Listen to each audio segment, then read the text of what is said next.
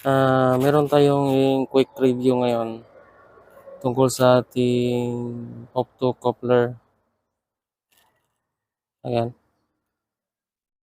nabili natin sa Shopee, mura lang. Si optocoupler nga para mga bossing ay isa lang siyang switch. Ito yung diagram. Ayan.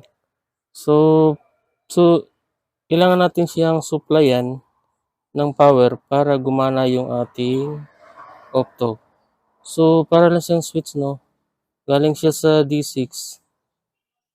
Kung supplyan natin siya ng power na 3 volts, so automatic mag-switch on itong device na to.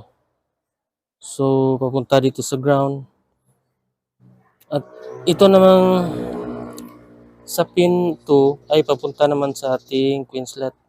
So, may 4 na pin siya.